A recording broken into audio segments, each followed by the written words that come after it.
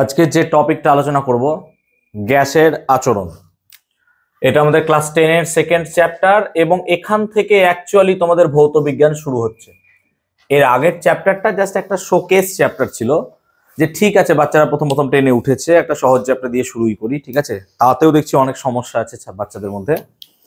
তো এইটা actual chapter, এখান থেকে কিন্তু মন দিয়ে পড়বে। আগের চ্যাপ্টারটা মন দিয়ে না পড়লে এমনিতে নাম্বার পাবে, সেখান থেকে চিন্তা করো না, ঠিক আছে। নিশ্চয়ই গ্লোবাল ওয়ার্মিং এগুলো সবই জানো। তাও যত ডিফিকাল্ট কোয়েশ্চেন করা যায় মোটামুটি শর্ট প্রশ্ন তোমরা দেখেছো, করেছি। এবং যারা নতুন ভর্তি হয়েছো, পড়ছো, তোমরা দেখতে পাচ্ছ যে কিভাবে প্রশ্ন পড়ানো হয়। আশা করছি 2-3টে ক্লাসে তোমাদের আইডিয়া হয়ে গেছে যে একটা চ্যাপ্টার পড়ানো হবে, তার সঙ্গে প্রায় 200টা শর্ট প্রশ্ন সলভ হবে, তার সঙ্গে রিলেটেড 50টা করে কোয়েশ্চেন সলভ হবে। এটা 9-এও করেছি, এটা তোমাদের 10-এও হবে। আর যারা পুরনো তারা তো জানোই যে এইভাবেই পড়ানো হয়। গ্যাসের আচরণ যদি আমরা নোটসটা খুলি একটু, তাহলে আমরা এখানে গ্যাসের কতগুলো ধর্ম সম্বন্ধে দেখব, ঠিক আছে। গ্যাসের ধর্ম বা গ্যাসের বৈশিষ্ট্য। এখন গ্যাস কি?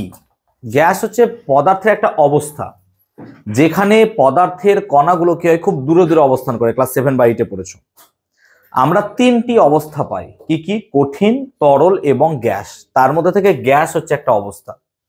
এখন গ্যাসের অণুগুলোর মধ্যে কি হয়, আন্তর আণবিক ফাঁক বা ইন্টারমলিকিউলার ডিস্টেন্স এগুলো অনেক বেশি হয়, এই দূরত্বটা অনেক বেশি হয়।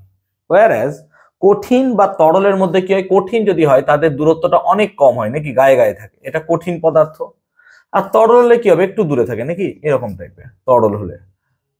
সো গ্যাস মলিকিউল বা গ্যাসীয় কণাগুলোর মধ্যে আন্তর আণবিক ফাঁক অনেক বেশি থাকে।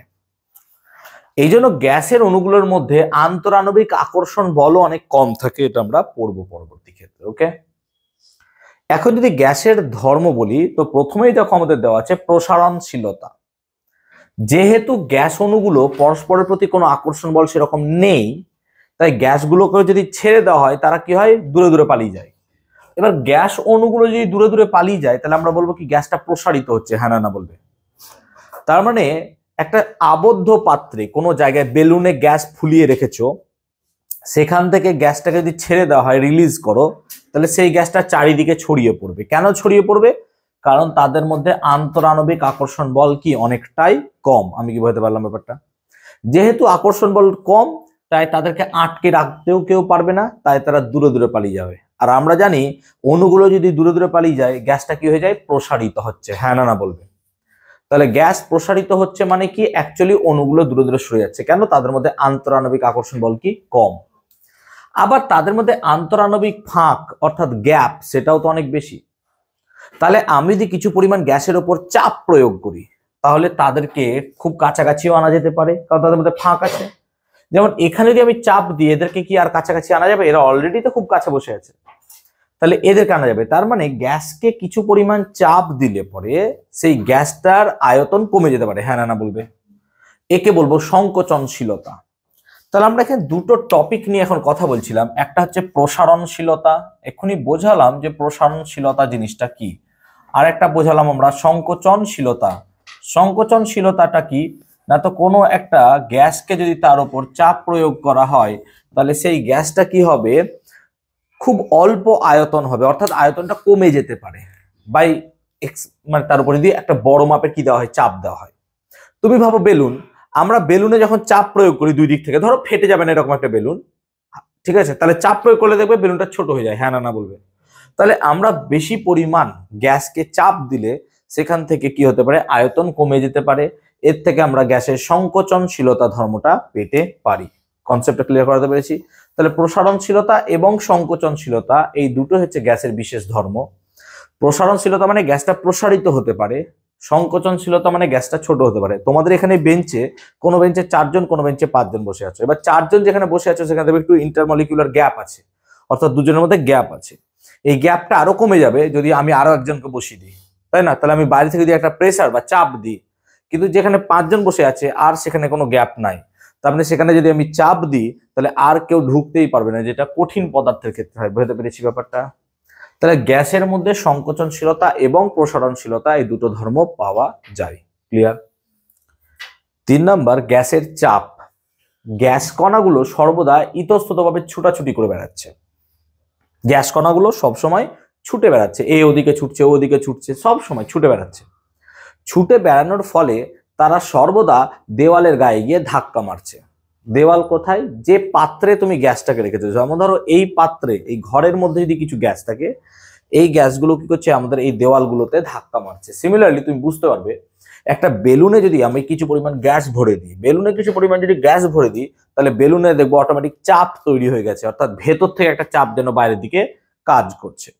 কেন কাজ করছে? আমি তো এমনি ফু দিচ্ছি নর্মালি, কিন্তু বেলুনে ফু দিলে পরে সেক্ষেত্রে চাপ তৈরি হয়ে যাচ্ছে। তার মানে চাপ তখনই তৈরি হয় যখন কেউ গিয়ে ধাক্কা মারে বা বল প্রযুক্ত হয়। তোমরা 9-এ পড়েছো, চাপ মানে বল বাই ক্ষেত্রফল। তাহলে কণাগুলো নিশ্চয়ই দেওয়ালে গিয়ে ধাক্কা মারছে। তাহলে এখানে যদি আমরা যারা চুপচাপ বসে আছি, যদি এরকম ভাবে না বসে থেকে ইতস্তত দৌড়াদৌড়ি করি, তাহলে নিশ্চয়ই মেঝেতে বা দেওয়ালে বেশি পরিমাণে চাপ প্রয়োগ করবে, কারণ আমরা ধাক্কাধুক্কি করবো। Yes or no? তাহলে সেই গ্যাসীয় কণাগুলো কি করছে? ওই বেলুনে বা কন্টেনার বা যে পাত্রের মধ্যে আমরা ওই গ্যাসটাকে রেখেছি তার দেওয়ালে গিয়ে সবসময় কি মারছে? ধাক্কা মারছে, এবং এর ফলে চাপ সৃষ্টি হচ্ছে। তাহলে গ্যাসীয় কণাগুলো কি করছে? পারস্পরিক ধাক্কা লাগার ফলে এই চাপ সৃষ্টি হচ্ছে, এবং গ্যাসের চাপ সর্বদা কাজ করছে। এর থেকে বোঝা যায় যে গ্যাসের অণুগুলো সর্বদা গতিশীল। তাহলে গ্যাসের অণুগুলি সর্বদা গতিশীল, এটা প্রমাণ পাওয়া যায় গ্যাসের চাপের দ্বারা। খুব ভালো প্রশ্ন এটা, যে গ্যাসের অণুগুলো যে সর্বদা গতিশীল, তুমি এটা কিভাবে জানতে পারবে? না তো চাপ, গ্যাস সর্বদা কোনো না কোনো জায়গায় চাপ প্রয়োগ করছে। এবার চাপ তখনই প্রয়োগ করবে যখন সে গিয়ে কি করবে? ধাক্কা মারবে। যখনই সে কি করবে? গিয়ে ধাক্কা মারবে। আর ধাক্কা মারা মানেই কি? বল। আর বল যেখানেই আছে একক ক্ষেত্রফলে প্রযুক্ত বলকে কি বলবো তোমরা? চাপ। তাহলে সেখানেই চাপ কাজ করবে। আমি কি বলতে পারলাম ব্যাপারটা? নেক্সট আমরা পড়বো গ্যাসের উপর চাপের প্রভাব।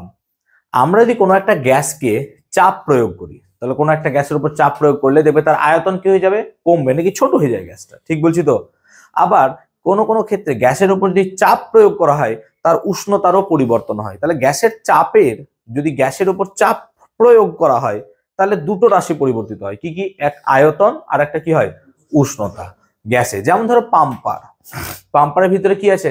গ্যাস আছে, তো বায়ু আছে। এবার আমি যদি জোরে পাম্প করি, দেখবে পাম্পারটা গরম হয়ে যায় অনেক সময়। হ্যাঁ না না বলবে? কেন হয়ে যাচ্ছে?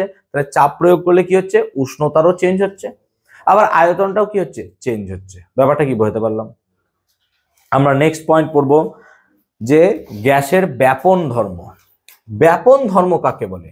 আমরা যদি দুটো ভিন্ন ঘনত্বের গ্যাসকে নিয়ে পাশাপাশি রেখে দিই এবং তাদের মধ্যে যদি কোনো বাধা না রাখি, তাহলে দেখা যাবে দুটো গ্যাস সমসত্ত্বভাবে পরস্পরের সাথে মিশে যাচ্ছে। যেমন ধরো একটা জারের মধ্যে কার্বন ডাইঅক্সাইড নিলাম আর একটা জারে অক্সিজেন নিলাম। এবার দুটো কার্বন ডাইঅক্সাইড অক্সিজেনকে যদি এরকম করে রেখে দিই, তাহলে দেখা যাবে দুটো গ্যাস একে অপরের দিকে যাতায়াত করে পরস্পর কি করছে? সমসত্ব মিশ্রণ তৈরি করছে।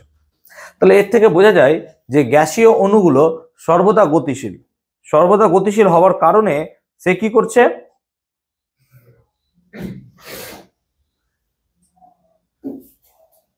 সর্বদা গতিশীল। এই সর্বদা গতিশীল হওয়ার কারণেই কিন্তু এই ব্যাপন হচ্ছে। যেমন ধরো আমি যদি একটা পাতার ডগাতে আমি একটু কালি লাগিয়ে সেটাকে জলে ছেড়ে দিই, তাহলে কি হবে? দেখবো পাতাটা আস্তে আস্তে নড়াচড়া করছে। কেন নড়াচড়া করছে? কারণ ওই কালিটা জলের সাথে মিশছে, তার ফলে কি হচ্ছে? ব্যাপন তৈরি হচ্ছে। ব্যাপন বলেই তো মিশছে। উচ্চ ঘনত্ব থেকে নিম্ন ঘনত্বের পদার্থ মিশে যাওয়াটাকে কি বলি? ব্যাপন বলি। তাহলে এখন যদি এখানে ব্যাপন হয়, তাহলে পরে কি হচ্ছে? তাদের মধ্যে একটা গতিশীলতা থাকবে। হ্যাঁ না না বলো? তাহলে পাতাটাও কি হচ্ছে? দৌড়ে বেড়াচ্ছে। তাহলে দুটো গ্যাসীয় পদার্থ যখন এরকম পরস্পর মিশে যায় তখন ব্যাপন ধর্ম ঘটে। আবার ব্যাপন ধর্ম ঘটছে তার মানে তাদের মধ্যে গতিশীলতা আছে। Yes or no? গতিশীলতা না থাকলে একটা পদার্থ অন্য পদার্থের দিকে এমনি এমনি যাবে কেন শুধু শুধু? তাহলে এমনি এমনি তো অন্যদিকে যেতে চাইবে না। তাহলে একটা পদার্থ অন্যদিকে এমনি এমনি যেতে চাইবে না। তাহলে এমনি এমনি যদি যেতে না চায়, তাহলে তার মধ্যে নিশ্চয়ই কোনো গতিশীলতা আছে। তাহলে আমরা যেখানে বলছিলাম যে অণুগুলি সর্বদা গতিশীল, তার একটা বড় প্রমাণ চাপ। তাহলে ব্যাপনও একটা বিশাল বড় প্রমাণ যেখানে অণুগুলো সর্বদা গতিশীল। তাহলে তোমাকে প্রশ্ন এভাবে থ্রো করবে যে দুটি ঘটনার উদাহরণ দাও যেখানে প্রমাণ করা যায় যে গ্যাসের অণুগুলি সর্বদা গতিশীল। মাধ্যমিক এই কোশ্চেনটা এসছেও, ব্যাপন এবং চাপ। তাহলে কোশ্চেন কত বেসিক লেভেল থেকে হয়। কোশ্চেন কত মানে একদম তোমাকে ভেতর থেকে কোশ্চেন করবে যে এইভাবে তুমি জানো কি না। একজন ভালো স্টুডেন্টের লক্ষ্য হবে সব কিছুকে বুঝে পড়া। ওই যে আমরা অনেক সময় কি করি, সাজেশন ভিত্তিক পড়া। আমি কখনো বলি না যে ভৌতবিজ্ঞান সাজেশন ভিত্তিক পড়াশোনা করো, সাজেশন তৈরি করি আমি কাদের জন্য, যারা ভাবো যে 30 পেলে পাস করবো, 35 পেলে। সবার মেরিট তো সমান হয় না ভাই, এটুকু তো ন্যাচারাল। আমি সবসময় একটা কথা বলি, দেখবে যখন আমি রেজাল্ট পাবলিশ করি পিডিএফ আকারে, তখন একটা কথাই লিখে দিই যে this is the result published on the basis of merit. Merit মানে পড়াশোনা রিলেটেড মেরিট। অনেকে তো সুইমিং এ খুব ভালো হতে পারে, অনেকে ড্রয়িং এ খুব ভালো হতে পারে, অনেকে নাচতে ভালো পারে। আরে এইগুলো তো আমি পারি না কিছু, আমি শুধু পড়াশোনাটাকেই পারি। এবার আমাদের সমাজে একটা ভ্রান্ত ধারণা যে তুমি পড়াশোনায় ভালো মানে তুমি বিশাল কিছু, কিন্তু সব সময় তা নয়। কোনো একটা ছেলে যদি ভালো খেলে, সে যদি আপকামিং 5 বছর পর আইপিএল খেলে, তার কথা ভাবো তো একবার, সে তো তার দিক থেকে খুব ভালো উন্নত। সো সবাই নিজের নিজের জায়গায় কিন্তু সঠিক। হ্যাঁ, এবার যদি তুমি নিজেকে দেখো, তুমি নিজেকে যদি বলো আমি তো কোনো কিছুই পারি না, তাহলে তুমি ভুল ভাই, তাহলে তুমি ভুল। কারণ তোমার কোনো একদিকে তো থাকবে, তুমি এটা বলতে পারো না স্যার আমি গল্প করতে খুব ভালো পারি, এটা কোনো অ্যাকচুয়ালি ক্রেডিবিলিটি নয়। ঠিক আছে, ঠিক আছে। সো অ্যাকচুয়ালি তুমি নিজেকে ভাবো, ঠিক আছে, যে পড়াশোনা একটা মাপকাঠি। অবভিয়াসলি পড়াশোনা ছাড়াও আরো মাপকাঠি আছে, অনেক ক্ষেত্রে মাপকাঠি আছে। সেই জন্য এবার কি হলো, আবার বলতে শুরু করলে। এবার পড়াশোনাটা করতে হবে আমাদেরকে এই কারণে, কারণ বেসিক নলেজটুকু তো দরকার। বেসিক নলেজটুকু যদি তোমাদের না থাকে তাহলেও তো মুশকিল। অনেস্টলি স্পিকিং, তুমি সুইমিং করতে খুব ভালো জানো, এবং সুইমিং করার জন্য যে টেকনিক গুলো আছে তার মধ্যে কিছু তো সায়েন্স ঢুকে থাকতে পারে, পারে তো। আরে তারা তো রিলেটেবল ইচ আদার। রবীন্দ্রনাথ গল্প লিখেছেন, গল্পের মধ্যে কি কোনো বৈজ্ঞানিক কিছু ব্যাখ্যা কখনো লেখেনি? তিনি একটা রোগের নাম জানলেন কি করে? নিশ্চয় পড়াশোনা করেছেন রিলেটেড, তবে তো তিনি জানলেন। সো তোমাকে সবকিছু রিলেটেবল, সেই কারণে পড়াশোনাটা জরুরি। যে আমি সুইমিং ভালো পারি বলে পড়াশোনাকে একদম করবো না, তাও নয়। সুইমিং এ তুমি 60-70% ফোকাস করো, পড়াশোনাতে 30% করো। সেই জন্য সবাইকেই বলি না যে ফার্স্ট হতে, আবার সবাইকেও বলি না এমন যে তুমি পড়াশোনা ছেড়েও দাও। লজিকটা এরকম যে তুমি যেদিকে ফোকাস করবে করো, কিন্তু সেটা যেন বেস্ট হয়, অলওয়েজ যেটা যেন বেস্ট হয়, তাতে কোনো ক্ষতি নাই। তো চেষ্টা করবো আমি অ্যাজ এ এডুকেটর, যে আমি চেষ্টা করি যে তোমাদেরকে পড়াশোনার কথা বলতে, কারণ এটাই আমার কাজ, যে কিভাবে পড়লে বেটার হবে না হবে, ঠিক আছে, ডিপেন্ডিং আপন ইউর মেরিটস। অলওয়েজ ছেড়ে দাও। তাহলে আমি কথা মানে বলছিলাম, এই দুটো ঘটনা পেলাম, তাই তো। ব্যাপন, তাহলে ব্যাপন একটা বিশেষ ধর্ম যেটা বলে দেয় যে গ্যাস সর্বদা গতিশীল। আমরা আলোচনা করব চাপ নিয়ে, গ্যাসের, এটা একটু ডিটেল স্টাডি করব। চাপ কাকে বলে? তো গ্যাসের চাপ যদি বলি, তাহলে চাপ মানে তোমরা ক্লাস 9-এ পড়েছো বল বাই ক্ষেত্রফল। মাথায় রাখবে এই বলটা কিন্তু লম্ব বল হয়, ঠিক আছে। তাহলে লম্বভাবে প্রযুক্ত বল একক ক্ষেত্রফলে, তাকে কি বলি আমরা? চাপ। তাহলে একক ক্ষেত্রফলের উপর লম্বভাবে প্রযুক্ত বলকে আমরা কি বলছি? চাপ বলছি, লজিক্যালি, ঠিক আছে। তাহলে এখন আমরা যদি বলি চাপের একক, আমরা যদি চাপের একক বলি, সিজিএস পদ্ধতিতে চাপের একক হচ্ছে ডাইন বাই সেমি স্কোয়ার, এবং এসআই পদ্ধতিতে একক হচ্ছে নিউটন পার মিটার স্কোয়ার। ধরো একটা গ্যাস কন্টেনার আছে, একটা গ্যাস কন্টেনার, এরকম একটা গ্যাস কন্টেনার আছে। এই গ্যাস কন্টেনারের মধ্যে কিছু পরিমাণ গ্যাস রাখা আছে, কিছু পরিমাণ একটা কিউবিক্যাল কন্টেনার আছে, তার মধ্যে গ্যাস রাখা আছে। এবার গ্যাসগুলো কি করছে? এখানে ইতস্তত ছুটে বেড়াচ্ছে। ধরো এই গ্যাসটা এদিকেও ছুটতে পারে, এদিকেও ছুটতে পারে, এদিকে যেতে পারে, সব জায়গায় যেতে পারে, হ্যাঁ না বলো? তাহলে এরকম ভাবে বিভিন্ন জায়গায় যেতে পারে। তো গ্যাসগুলো যে সব জায়গায় যেতে পারে, তাহলে গ্যাসগুলো যে দেওয়ালে গিয়ে ধাক্কা মারছে, তার ফলে গ্যাসের একটা চাপ তৈরি হয়। সেই চাপটা কত না, তো ক্যালকুলেশন বলে, ক্লাস 11-এর ক্যালকুলেশনে আছে, দরকার নাই তোমাদের এখন, কিন্তু জেনে রাখো। যদি ক্যালকুলেশন জানতে চাও আমাকে বলো, আমি কালকেই, আগের দিনই বোধহয় কাইনেটিক থিওরি অফ গ্যাস 11-এর করেছি, সেখানে ভিডিওতে দেওয়া আছে আমার কাইনেটিক থিওরি অফ গ্যাস, কেটিজির যে ক্লাস 11-এর ভিডিও আছে, তাতে দেখবে এই গ্যাসের ক্যালকুলেশনটা করা আছে। ক্লাস 11 কি 11-এ পড়বো গ্যাসের চাপের রাশিমালা। চাপের রাশিমালা অর্থাৎ চাপ কত পরিমাণ কাজ করবে সেটা বোঝা যায় পি সমান 1/3 rho C square, 1/3 rho C square. এবার পি মানে প্রেসার, এটাকে রো বলি, রো। রোটা এরকম পি ট্যারা হয়ে গেছে, রো রো চিহ্নটার নাম, একে বলবো আমি গ্যাসের ঘনত্ব, একে বলবো আমি গ্যাসের ঘনত্ব।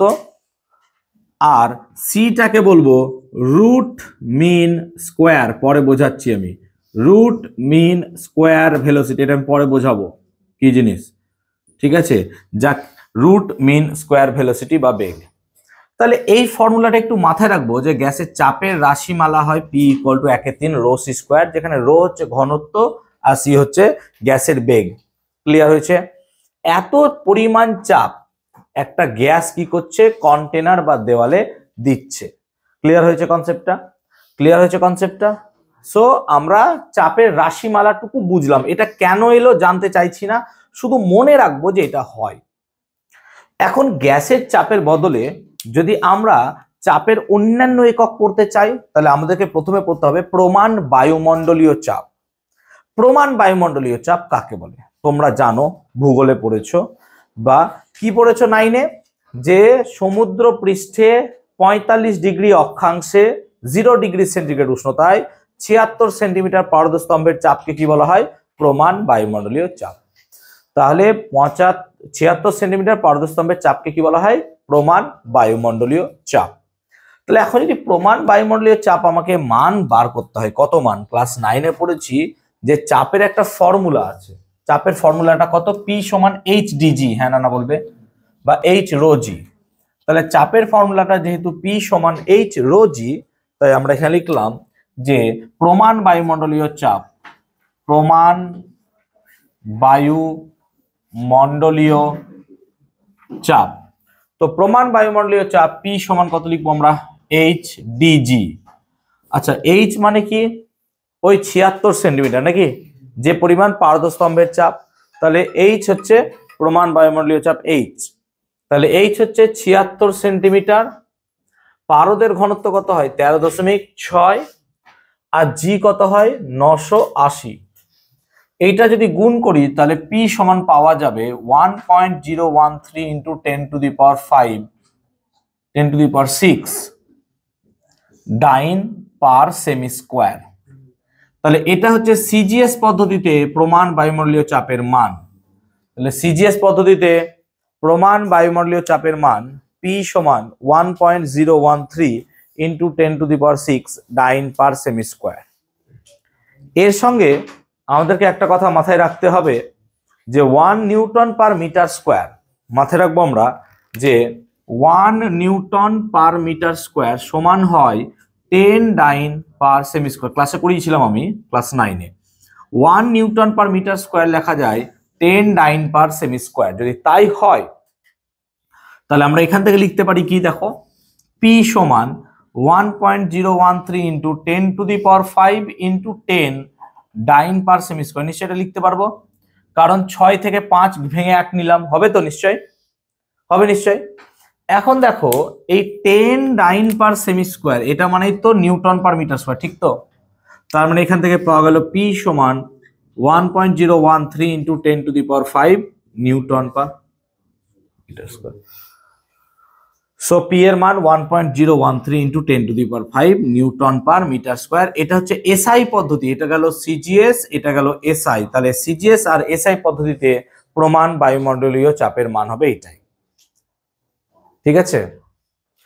এখন নিউটন পার মিটার স্কোয়ার এর একটা নাম আছে, তাকে বলা হয় পাস্কাল।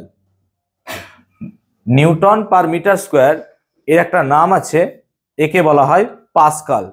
সেজন্য এখানে যে নিউটন পার মিটার স্কোয়ার লিখবো পি সমান 1.013 into 10 to the power 5 Pascal. So 1.013 into 10 to the power 5 Pascal. তাহলে পি সমান পেলাম 1.013 into 10 to the power 5 Pascal. এখন শুধুমাত্র এই এককগুলোই আমরা ইউজ করি না, এছাড়াও বহু একক আছে আমরা ইউজ করি। যেমন আমরা ইউজ করি বার একক। বায়ুমণ্ডলীয় চাপের প্রধান একক আমরা বার আকারে ইউজ করি, ঠিক আছে? আমি একটা গুনগুন শব্দ পাচ্ছি, দ্বিতীয়বার যদি পেয়েছি সে ঘর থেকে বেরিয়ে যাবে, গার্জেনকে ফোন করে দেবো, নিয়ে চলে যাবে, তোমাকে বাইরে দাঁড়িয়ে থাকবে ততক্ষণ। যে দুজনের মনে হচ্ছে গল্প করার যে অল্প অল্প গল্প করছো, বাড়ি যাও, গল্প করো, দিয়ে চলে এসো, কোনো ব্যাপার না, আমি কিছু ক্লাস ডিস্টার্ব করবে না। আমি খুব ডিস্টার্ব ইরিটেট ফিল করছি আমি কিন্তু। সো 1.013 ইন্টু 10⁵ পাস্কাল বা নিউটন পার মিটার স্কয়ার, এটা হচ্ছে তার একক। আমরা বায়ুমণ্ডলীয় চাপকে বার এককেও লিখবো। বার, এক বার মানে আমরা লিখবো 10⁵ নিউটন পার মিটার স্কয়ার অথবা পাস্কাল। মাথায় রাখবো 1 বার মানে কিন্তু 10⁵ পাস্কাল।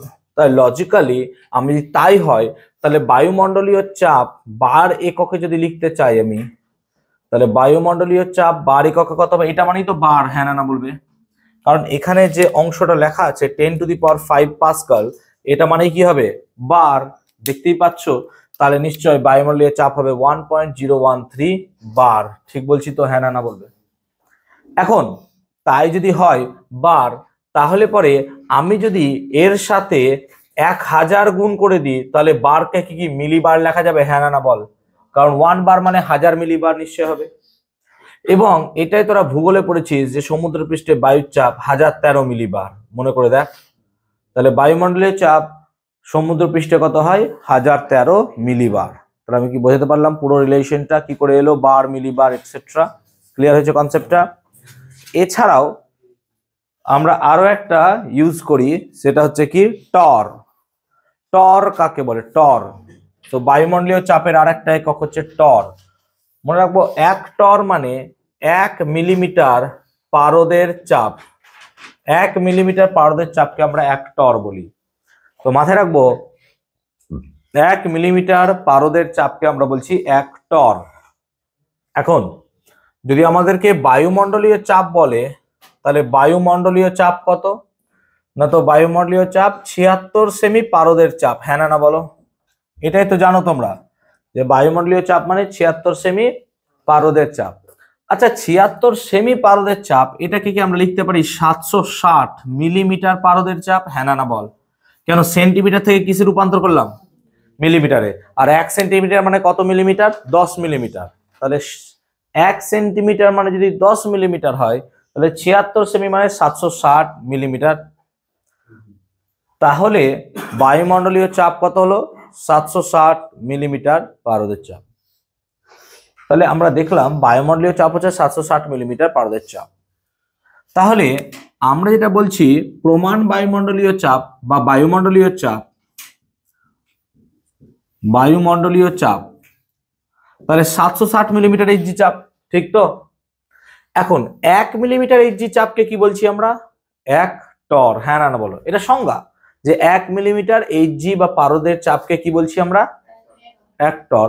তাহলে 760 মিলিমিটার এইচজি চাপকে কি বলবো? 760 টর। হ্যাঁ না বলো? হবে না? হবে না? হবে না? হবে না? তাহলে 760 মিলিমিটার এইচজি চাপকে 760 টর বলবো, কারণ 1 মিলিমিটার এইচজি চাপ যদি 1 টর হয়, 760 মিলিমিটার কত হবে? 760 টর। সেজন্য প্রমাণ বায়ুমণ্ডলীয় চাপের মানও কিন্তু 760 টরও হয়। ক্লিয়ার হলো? আবার এই যে প্রমাণ বায়ুমণ্ডলীয় চাপ পেয়েছো, এই যে এইটাকে বলা হয় 1 ATM। কি বলা হয়? 1 ATM। এই এটিএমটা মানে হচ্ছে অ্যাটমসফিয়ারিক প্রেসার। কি বলা হয়? Atmospheric pressure, ATM. যেমন ধরো আমাকে যদি বলা হয় 38 সেন্টিমিটার পারদের চাপ সমান কত এটিএম, এটা ধরো কোশ্চেন দিলাম আমি। 38 সেন্টিমিটার পারদের চাপকে এটিএম এ রূপান্তর করবো। খুব ভালো করে, এটা অঙ্কের জন্য খুব গুরুত্বপূর্ণ, মাথায় রাখবে। 38 সেন্টিমিটার পারদের চাপ, এটাকে আমাকে এটিএম এ রূপান্তর করতে হবে। কিন্তু আমি এটিএম মানে কি জানি? স্যার 1 এটিএম মানে এতটা। হ্যাঁ না বল? ঠিক তো?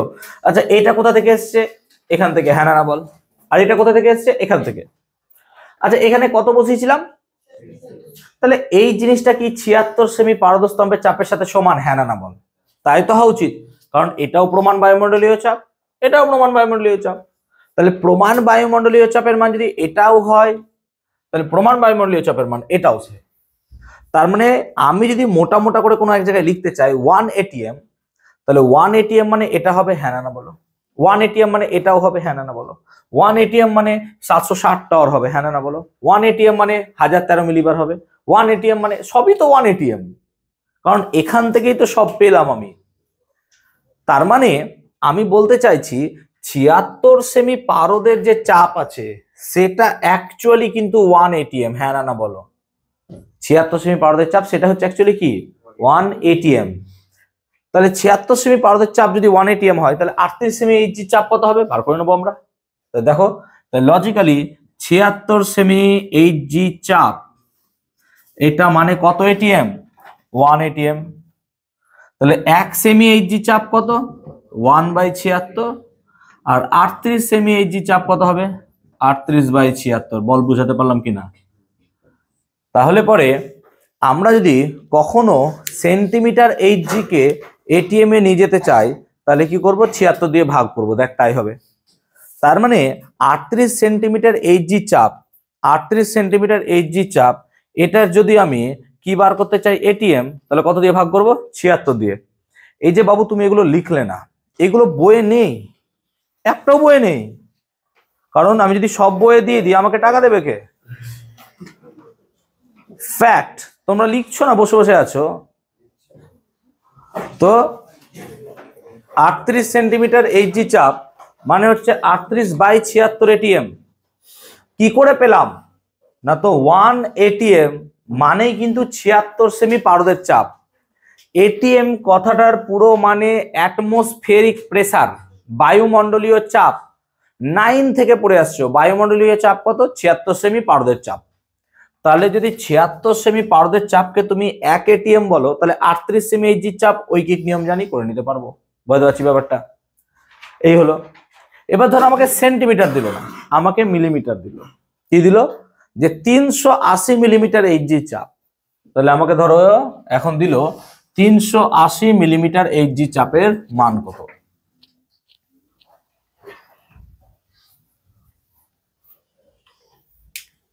কি নাম জানো? রুদ্রজিৎ আর শুভ্রজিৎ না?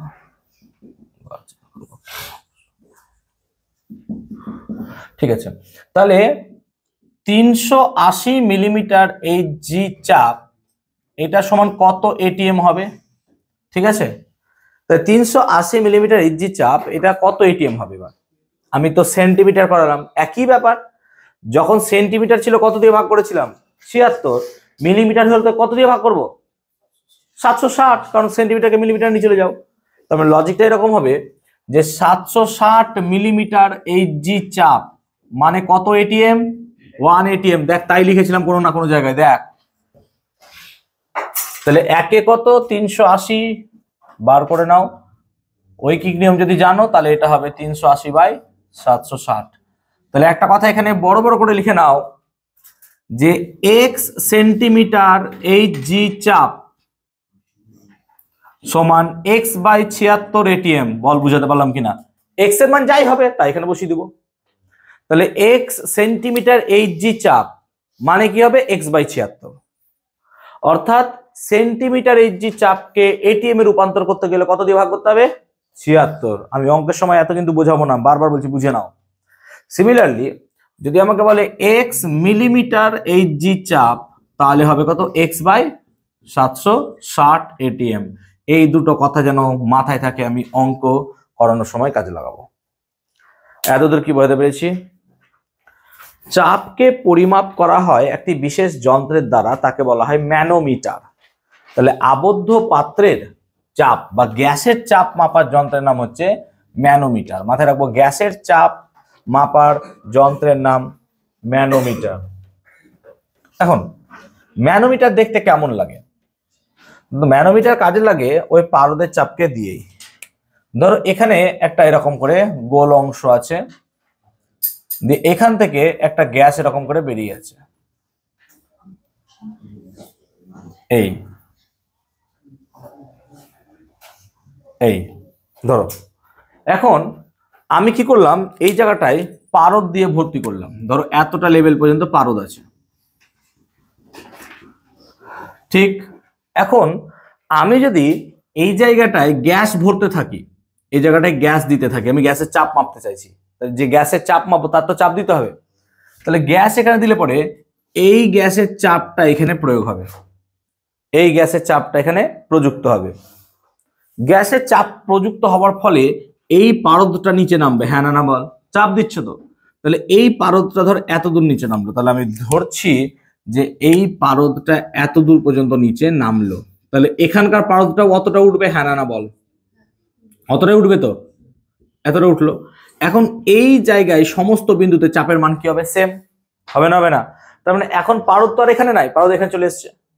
তাহলে এই যে গ্যাসটা চাপ দিচ্ছে, এই চাপটা কি এইটুকু অংশের পারদ ব্যালেন্স করছে, হ্যাঁ না বল? কারণ এই চাপ আর এই চাপ নিশ্চয় সমান হয়ে যাচ্ছে। তার মানে এর হাইটটা যদি এইচ হয়, তাহলে এখানকার চাপ আর এইটুকুর চাপ কি হবে? সমান। আর চাপের ফর্মুলা কি ছিল আমার? H D G. চল বেরিয়ে গেল প্রেসারের মান। তাহলে কত সহজে আমরা ম্যানোমিটারের সাহায্যে গ্যাসের চাপকে বার করতে পারি বা চাপের মান ক্যালকুলেট করতে পারি। So this is the way যে গ্যাসের চাপ মাপা যায় বা গ্যাসের চাপের মানকে আমরা মাপতে পারবো। আই গেস আমি আবদ্ধ গ্যাসের চাপ মাপার রাশিমালা বা বদ্ধ এই ম্যানোমিটার কি করে কাজ করে সেটা বোঝাতে পারলাম। তোমাদের নোটসে দেখো ম্যানোমিটারের কার্যকলাপ দেওয়া আছে, কিভাবে কাজ করে, সো সেই কার্যনীতিটা দেখে নিও। ওকে, আমরা বারবার এই চ্যাপ্টারে একটা কথা ইউজ করব, এসটিপি। এসটিপির পুরো নাম স্ট্যান্ডার্ড টেম্পারেচার অ্যান্ড প্রেসার। তাহলে এসটিপির পুরো নাম হচ্ছে স্ট্যান্ডার্ড টেম্পারেচার অ্যান্ড প্রেসার। এখানে স্ট্যান্ডার্ড টেম্পারেচার বলতে আমরা বুঝবো 0 ডিগ্রি সেলসিয়াসকে, আর প্রেসার বলতে বুঝবো 1 ATM, যেটা মানে কত? 76 সেমি পারদের চাপ, ঠিক তো? একই জিনিস। তাহলে এইটা হচ্ছে আমার টিপি। তাহলে এসটিপিতে স্ট্যান্ডার্ড টেম্পারেচার প্রেসারের কথা যদি বলে আমাদেরকে, এসটিপিতে আমরা এইটাই বুঝবো, টেম্পারেচার হবে 0 ডিগ্রি সেলসিয়াস আর প্রেসার কত হবে? 1 ATM, যেটা মানে কত? 76 সেমি পারদের চাপ। ঠিক আছে, বুঝতে পারলাম কনসেপ্টটা? ওকে, এখন আমরা শুরু করব গ্যাসের সূত্র। গ্যাসের সূত্র যদি এখানে পড়ি, অনেকগুলো সূত্র আছে, যেমন ধরো বয়েলের সূত্র, যেমন ধরো চার্লসের সূত্র, অ্যাভোগাড্রো সূত্র, চাপের সূত্র, অনেক সূত্র আছে। এখন গ্যাসগুলোর এই যে সূত্রগুলো, এইগুলো সূত্র বানানো হয়েছে কোনো না কোনো কিছুকে মেপে। যেমন ধরো তুমি যদি নিউটনের সূত্র দেখো, তাহলে নিউটনের মহাকর্ষ সূত্র কি ছিল? দুটো বস্তুকে কাছে নিয়ে এলে তাদের আকর্ষণ বল কাছে বেশি হচ্ছে, দূরে নিয়ে গেলে আকর্ষণ বল কম হচ্ছে। অর্থাৎ দুটো বস্তুর ভর বেড়ে গেলে তাদের আকর্ষণ বল বেড়ে যাচ্ছে। এর থেকে বোঝা যায় এম মাস ভরের উপর নির্ভর করছে। এইরকম ভাবে একটা গ্যাসের বিভিন্ন ভ্যারিয়েবল বা এই যে চলরাশিগুলো, যেমন গ্যাসের ভর হতে পারে, চাপ হতে পারে, উষ্ণতা হতে পারে, এগুলো তো পরিবর্তনশীল নাকি? একটা গ্যাসের চাপ কি পরিবর্তন করা যায় না? অবশ্যই করা যায়। একটা গ্যাসের উষ্ণতাকে কি পরিবর্তন করা যায় না? অবশ্যই করা যায়। একটা গ্যাসের আয়তনকে কি পরিবর্তন করা যায় না? তো যে সমস্ত রাশিকে আমরা পরিবর্তন করতে পারবো তাদেরকে বলা হয় চলরাশি। কি বলা হয়? যেমন ধরো আমি কথা মানে বলছি, ধরো এখানে একটা কিছু পরিমাণ গ্যাস রাখা আছে, ধরো তার চাপ P1, আয়তন V1 আর উষ্ণতা T1। এবার আমি এর উপর এমন কিছু করলাম যে চাপও পরিবর্তিত হয়ে গেল, আয়তনও পরিবর্তিত হয়ে গেল, উষ্ণতাও পরিবর্তিত হয়ে গেল। যেমন ধরো পাম্পার, পাম্পারে কি ছিল? কিছু পরিমাণ গ্যাস ছিল, তার চাপ ছিল P, আয়তন V আর উষ্ণতা কি ছিল? T। এবার আমি কি করলাম? বাইরে থেকে ওর উপর চাপ প্রয়োগ করলাম, তাহলে P চেঞ্জ হয়ে গেল, হ্যাঁ না বল? সিমিলারলি তার আয়তনও কমে যাবে তো, হ্যাঁ না বল? আর উষ্ণতা কি হয়ে যাবে? বেড়ে যাবে। তাহলে আমরা দেখো এই সিস্টেম থেকে অন্য একটা সিস্টেম পেয়ে গেলাম, যেখানে pressure P2, volume V2, T2 হয়ে গেল চেঞ্জ। এই যে চাপ, আয়তন, উষ্ণতা এগুলো পরিবর্তিত হচ্ছে বলে এদেরকে কি চলরাশি বলতে পারবো? হ্যাঁ না বলো? তাহলে এরা এক একটা চলরাশি, এরা পরিবর্তিত হতে পারে, হ্যাঁ না বলবে? ঠিক বলছি তো? আমি বুঝাতে পারছি? এদেরকে নিয়ে বিভিন্ন সূত্র বানানো হয়েছে। ঠিক আছে, কি কি সূত্র? তাহলে প্রথমেই নিয়ে গ্যাসের আয়তন, ভালো করে দেখবে, গ্যাসের আয়তন। তাহলে গ্যাসের আয়তন হচ্ছে V। আর কি আছে? গ্যাসের চাপ, তাহলে গ্যাসের চাপ এটাকে কি লিখবো? P। আর আছে গ্যাসের উষ্ণতা T, আর আছে গ্যাসের ভর, একে তুমি মোল সংখ্যা দিয়েও বলতে পারো, মোল সংখ্যা। ঠিক আছে, N দিয়ে লিখি আমরা। এবার যদি গ্যাসের উষ্ণতা আর ভরকে স্থির রাখা হয়, কি বললাম? উষ্ণতা ও ভরকে স্থির রাখা হয়, তাহলে গ্যাসের চাপ বাড়ালে আয়তন কমে যায়। এই চাপের সাথে আয়তনের যে সম্পর্ক, বারবার বলছি শোনো ভালো করে, তাহলে এই দুটো সম্পর্ক যখন বানাবো তখন এই দুটো রাশি কি থাকবে? স্থির। তাহলে যখন এই দুটোকে আমি কি করব? পরিবর্তিত করব, তখন এই দুটো রাশি কি থাকবে? স্থির। তাহলে চাপের সাথে আয়তনের যখন আমি সম্পর্ক বানাবো তখন গ্যাসের উষ্ণতা আর ভর কি থাকবে? স্থির। তাহলে স্থির উষ্ণতা নির্দিষ্ট ভরের কোনো গ্যাসের চাপ বাড়ালে আয়তন কমে, এটা একটা সূত্র আছে, পরে বলছি। এটাকে আমরা বলবো বয়েলের সূত্র। কি বলবো? বয়েলের সূত্র। বুঝতে পারলাম? চলে আসি অন্য সূত্রে। দেখো, গ্যাসের উষ্ণতা বাড়ালে তার আয়তন বাড়বে, উষ্ণতা কমালে আয়তন কমবে। তাহলে এই দুটো যখন সম্পর্কে থাকবে তখন এই দুটো স্থির থাকবে, হ্যাঁ না বল? তার মানে চাপ আর ভর কি থাকবে? স্থির। এটাকে আমরা বলবো চার্লসের সূত্র। কি বলবো? তাহলে এটা হবে আমার চার্লসের সূত্র। বুঝতে পারলাম? যখন গ্যাসের আয়তন আর ভর স্থির থাকবে তখন চাপের সাথে উষ্ণতার সম্পর্ক বানাবো, একে বলবো আমরা চাপের সূত্র বা রেনোর সূত্র। কি বলবো? রেনোর সূত্র বা চাপের সূত্র। আর যখন চাপ আর উষ্ণতা স্থির থাকবে তখন আয়তনের সাথে ভরের সম্পর্ক বানাবো, এটাকে বলবো আমরা অ্যাভোগাড্রো সূত্র। অ্যাভোগাড্রো সূত্র। তাহলে আমাদেরকে এতগুলো সূত্র এখন পড়তে হবে বসে বসে। তাহলে এই হচ্ছে লজিক। আমি কি বুঝাতে পেরেছি? তাহলে এই ছকটা পশ্চিমবঙ্গে এখনো পর্যন্ত কোনো বইয়ে নেই, তোমরাই প্রথম দেখলে যে এইরকম ভাবে সূত্রকে ছক আকারে লেখা যায়। যাই না, কোনোবার হয়তো দিয়ে দেবে।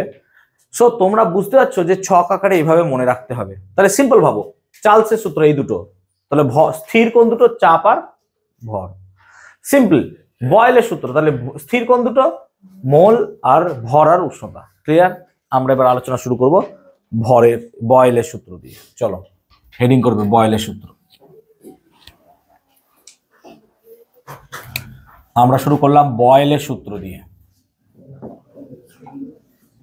বয়েলের সূত্রটা কি? তাহলে বয়েলের সূত্র এইটা দেখে বোঝা যাচ্ছে কোন দুটো রাশি স্থির থাকবে? না তো স্থির থাকবে চাপ আর উষ্ণতা। হ্যাঁ না বলো? উষ্ণতা আর ভর স্থির থাকবে, তাই তো? উষ্ণতা আর কি থাকবে? ভর স্থির। তাহলে স্থির উষ্ণতায় নির্দিষ্ট ভরের কোনো গ্যাসের চাপ তার আয়তনের সঙ্গে ব্যস্তানুপাতে পরিবর্তিত হয়। স্থির উষ্ণতায় নির্দিষ্ট ভরের কোনো গ্যাসের চাপ তার আয়তনের সঙ্গে ব্যস্তানুপাতে পরিবর্তিত হয়। স্থির উষ্ণতায় নির্দিষ্ট ভরের কোনো গ্যাসের চাপ তার আয়তনের সঙ্গে কিভাবে পরিবর্তিত হয়? তাহলে স্থির উষ্ণতায় নির্দিষ্ট ভরের কোনো গ্যাসের চাপ তার আয়তনের সঙ্গে কিভাবে পরিবর্তিত হয়? ব্যস্তানুপাতে। তাহলে ধরি কোনো গ্যাসের চাপ পি ও আয়তন হচ্ছে ভি। তাহলে আমি ধরলাম কোনো একটি গ্যাসের চাপ কত? পি, আর আয়তন কত হবে? ভি। তাহলে এখন বয়েলের সূত্রানুসারে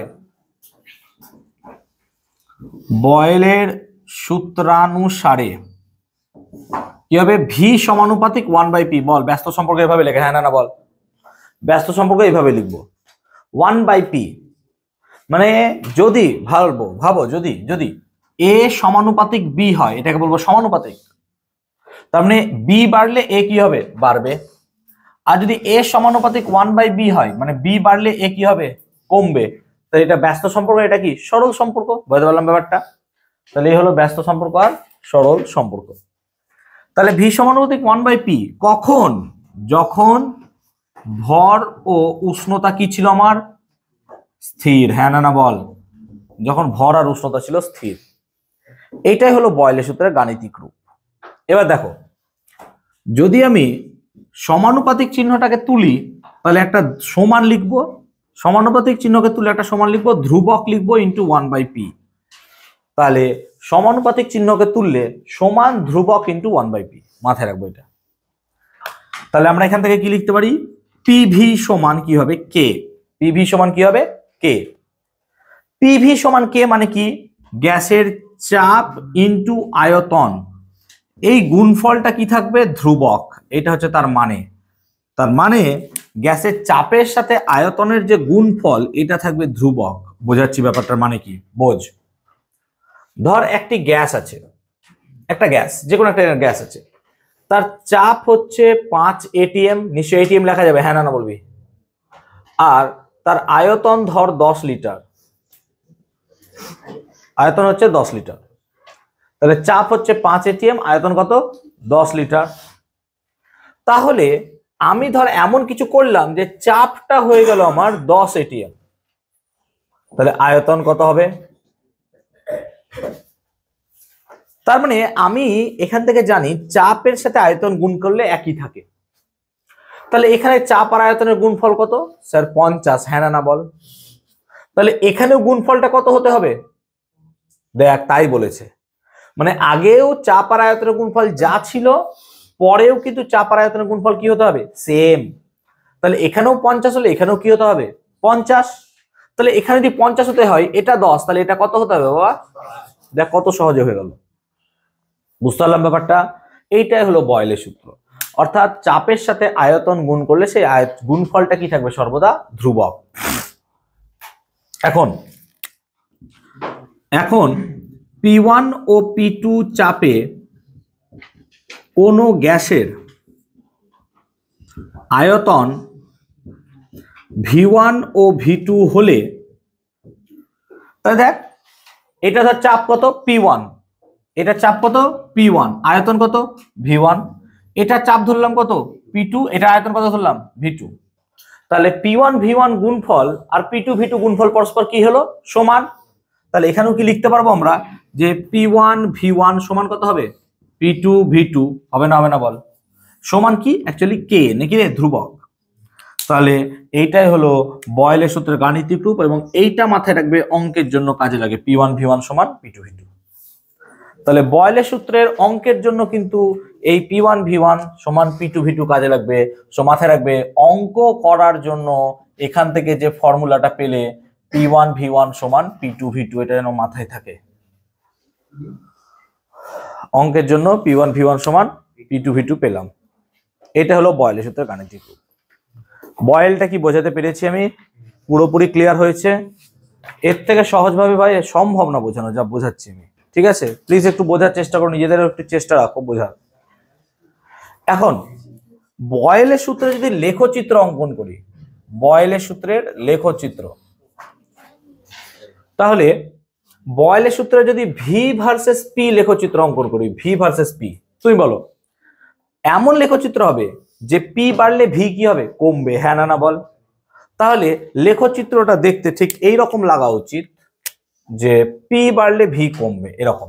দেখ যত ভি কমছে, দেখ পি তত বাড়ছে, হ্যাঁ না বল, তাই না? ভি যত নিচে নামছে, পি দেখ আস্তে আস্তে কি হচ্ছে? বাড়ছে। তাহলে এইরকম লেখচিত্রের একটা নাম আছে, এটাকে বলা হয় সমপরাবৃত্তাকার। সো বয়েলের সূত্রের লেখচিত্রের প্রকৃতি যদি জিজ্ঞেস করে, সেটা হবে সমপরাবৃত্তাকার।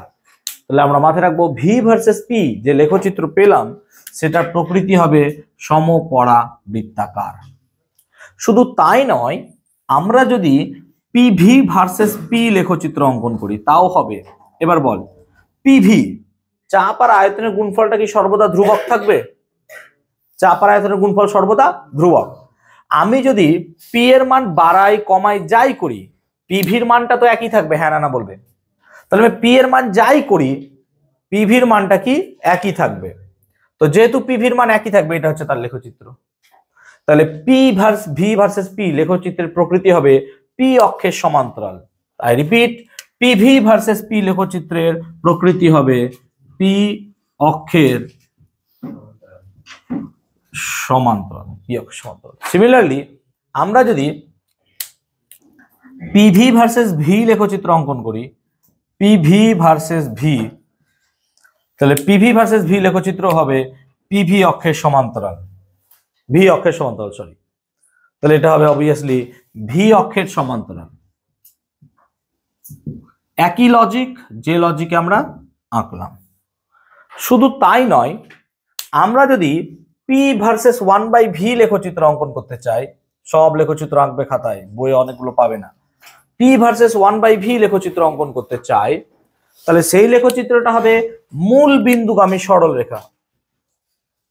এটা হবে মূল বিন্দুগামী সরল রেখা। কি করে হচ্ছে দেখো এবার। না তো আমরা যদি দেখি যে এখান থেকে এটা মিটিয়ে আমরা যদি দেখি এই জায়গাটা দেখো, আমরা পেয়েছি ভি সমান কে বাই পি, ঠিক তো? বয়েলের সূত্রানুসারে আমরা কি পেয়েছি? পি ভি সমান কে, তাই তো? তাহলে পি সমান কত? 1/v ইন্টু কে, হবে না হবে না বল? হবে তো। এবার তুই দেখ এই লেখচিত্রে পিটাকে ওয়াই অক্ষ বরাবর নিয়ে হয়েছে, হ্যাঁ না না বল? পিটাকে কোন অক্ষ বরাবর?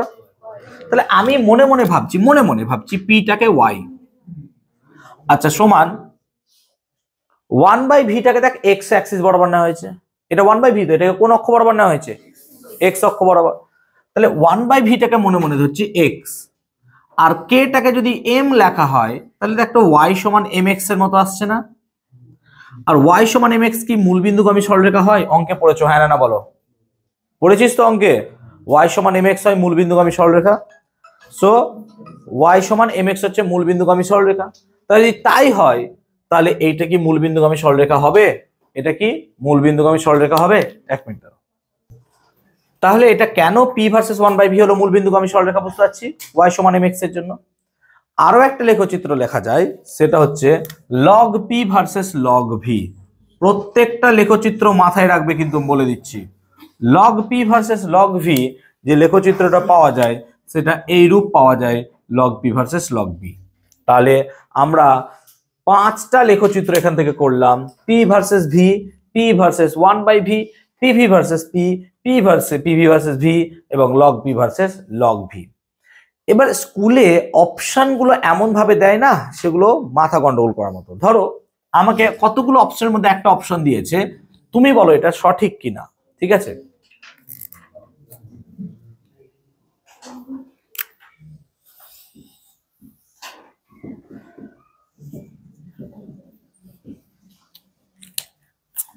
এবার অনেক সময় এরকম, এটা কি সঠিক না ভুল? দেখে তো ভুলই লাগছে স্যার, অবভিয়াসলি ভুল। কিন্তু যদি লেখচিত্রটাকে ঘুরিয়ে দাও এরকম করে, দেখো তো সঠিক হয় কিনা এর মতো। দেখো পি অক্ষটা যেদিকে ছিল তার সমান্তরালে আছে, হ্যাঁ না না বলো? পি অক্ষের সমান্তরালে আছে। আর পিভি যেদিকে ছিল, পিভি ছিল তার সাথে আছে, তো লেখচিত্র তো একই। অর্থাৎ চোখের ভুল যে এটা এইরকম হয়ে গেছে, কিন্তু অক্ষটাও তো তোমাকে ভাবতে হবে, চেঞ্জ হয়ে গেছে। তো সেই কারণে এই লেখচিত্রটাও কি লেখচিত্র? পিভি ভার্সেস পি, হ্যাঁ না না বলো? এবার পিভি ভার্সেস পি তে যে লেখচিত্র পি অক্ষের সমান্তরাল হবে, লেখচিত্রটা কি পি অক্ষের সমান্তরাল? তাহলে লেখচিত্রটা ঠিক আছে, তুমি কেন না বললে ভুল?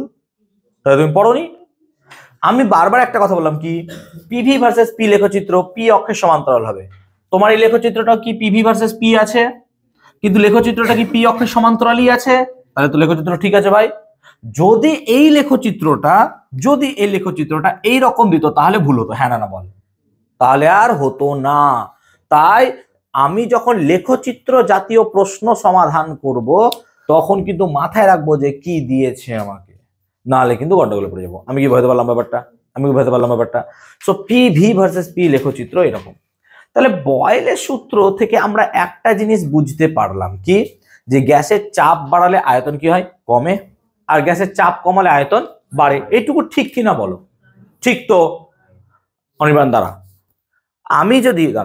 আমি যদি গ্যাসে বেলুনে গ্যাস ভরি, যেগুলোতে আমরা কি করি বার্থডেতে ফোলাই, এবার গ্যাস বেলুনে যদি বেলুন ভরি, গ্যাসের মধ্যে আয়তন বাড়ে, হ্যাঁ না না বল? গ্যাসের আয়তন বাড়ে তো, গ্যাস আস্তে আস্তে মোটা হচ্ছে বেলুনটা। আচ্ছা গ্যাসের চাপ বাড়ে না কমে? চাপও বাড়ে, হ্যাঁ না না বল? বাড়ে তো, কারণ আস্তে হাওয়া দিয়েছিস, অল্প চাপ, অনেক ফুটলে দেখবি বেশি চাপ হয়ে গেল। এটা কেন হলো তাহলে? বয়েল তো বলেছিল গ্যাসের চাপ বাড়লে আয়তন কি হবে? কমবে, কিন্তু আমার এখানে দেখছি চাপও বাড়ছে আয়তনও বাড়ছে, এটা কেন হচ্ছে? এই যে যারা পাশের জনের সাথে একটু খুচখাচ করছিলে তারা এবার ভাবো তো জিনিসটা।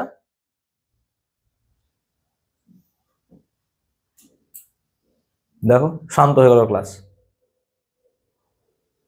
দিয়ে, স্যার আমি কেন 90-35 পেলাম?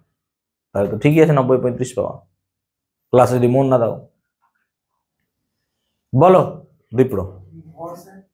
ইয়েস, একদম পারফেক্ট পয়েন্ট, ভর। আমি বারবার কি বললাম, বয়েলের সূত্রে কি স্থির থাকবে? ভর। আমি যখন গ্যাসে বেলুনে ফু দিচ্ছি তখন আমরা ভর কি ঢুকিয়ে দিচ্ছি ভিতরে? ভর ঢুকছে না ঢুকে না বলো? হ্যাঁ, আমি যখন ফু দিচ্ছি মানে কি, আমি ভেতর থেকে তো ভর ঢোকাচ্ছি গ্যাসে। কিন্তু বয়েল কি বলছে? ভর কিন্তু পরিবর্তিত হবে না, অর্থাৎ ভর কিন্তু একই থাকতে হবে। কিন্তু এই ক্ষেত্রে আমরা কি করছি? ভরকে একই রাখছি না। অর্থাৎ বেলুনে যখন আমরা গ্যাস ঢোকাচ্ছি তখন তার ভর পরিবর্তিত হয়ে যাচ্ছে, হ্যাঁ না বলো? তো যদি গ্যাসের ভর পরিবর্তিত হয়, বয়েলের সূত্র কি আর প্রয়োগ করা যাবে? যাবে না স্যার, কারণ বয়েলের সূত্র তো স্থির ভরের ক্ষেত্রে প্রযোজ্য, লিখেছিলাম এখানে। তো স্থির ভরের ক্ষেত্রে যেহেতু বয়েলের সূত্র প্রযোজ্য, সেই জন্য বেলুনে গ্যাস ঢোকানো হলেও সেটা কখনো বয়েলের সূত্র প্রযোজ্য হয় না। কেন বয়েলের সূত্র প্রযোজ্য হয় না? কারণ কি, আমরা যখন বেলুনে গ্যাস ঢোকাচ্ছি তখন তার গ্যাসের ভর বৃদ্ধি পাচ্ছে, আর আমরা জানি গ্যাসের ভর যদি বৃদ্ধি পায় বয়েলের সূত্র প্রয়োগ করা যাবে না। তাহলে এখানে কি বয়েলের সূত্র ভুল? না, বয়েলের সূত্র তো প্রয়োগই করা যাবে না, ভুল কোথা থেকে আসছে? ব্যাপারটা কি বোঝাতে পারলাম আমি? তাহলে বয়েলের সূত্রে ধ্রুবক রাশি কি ছিল? গ্যাসের ভর আর উষ্ণতা। তুমি যদি ভর আর উষ্ণতার কোনো একটা পাল্টে দাও তাহলে কিন্তু বয়েলের সূত্র আর প্রয়োগ করা যাবে না। তাহলে বয়েলের সূত্রে যদি ভর এবং উষ্ণতার যে কোনো একটি রাশিকে পাল্টে দেওয়া হয়, উল্টে দেওয়া হয়, কিছু চেঞ্জ করে দেওয়া হয়, তখন কিন্তু আর বয়েল প্রযোজ্য হবে না। তাহলে বয়েলের সূত্র প্রয়োগ করার শর্তই হচ্ছে গ্যাসের ভর এবং উষ্ণতা কি থাকবে? স্থির। সেই জন্য বয়েলের সূত্রের ধ্রুবক রাশি, বয়েলের সূত্রের ধ্রুবক রাশি হবে গ্যাসের ভর আর কি হবে? উষ্ণতা। বয়েলের সূত্রের ধ্রুবক রাশি কি হবে? গ্যাসের ভর আর উষ্ণতা। চলরাশি কি হবে? আয়তন আর চাপ। তাই এক্ষুনি বোঝালাম নাকি, আয়তন আর চাপটাকে কি হচ্ছে? আমরা পাল্টে দিচ্ছি। সেজন্য গ্যাসের আয়তন আর চাপ হবে চলরাশি, গ্যাসের ভর আর উষ্ণতা হবে কি? ধ্রুবক রাশি। আমি কি বোঝাতে পারলাম? বয়েলটা কি ক্লিয়ার হলো? জাস্ট একটা ছোট্ট অঙ্ক লেখো, লেখো খাতায়। 38 সেন্টিমিটার এইচজি চাপে 38 সেন্টিমিটার এইচজি চাপে কোন গ্যাসের আয়তন 52 মিটার কিউব। 38 সেন্টিমিটার এইচজি চাপে কোন গ্যাসের আয়তন এইচজি, 38 সেন্টিমিটার এইচজি চাপে কোন গ্যাসের আয়তন 52 মিটার কিউব। 52 metre cube. কোন চাপে গ্যাসের আয়তন 78 মিটার কিউব হবে? কোন চাপে গ্যাসের আয়তন 78 মিটার কিউব হবে? কোন চাপে গ্যাসের আয়তন 78 মিটার কিউব হবে? 1 মিনিট প্রশ্নটা নিয়ে ভাববে।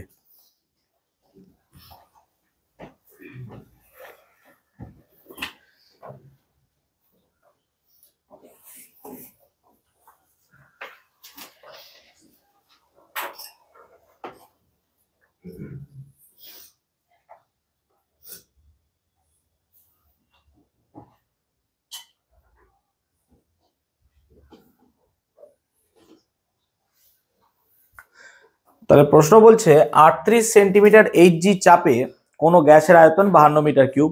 তাহলে এটা কি প্রাথমিক চাপ আর প্রাথমিক উষ্ণতা? হ্যাঁ না বলো? তাহলে আমি কিভাবে উত্তরটা লিখবো? তাহলে আগে লিখবো প্রদত্ত। প্রদত্ত মানে কি কি দিয়েছে আমাকে?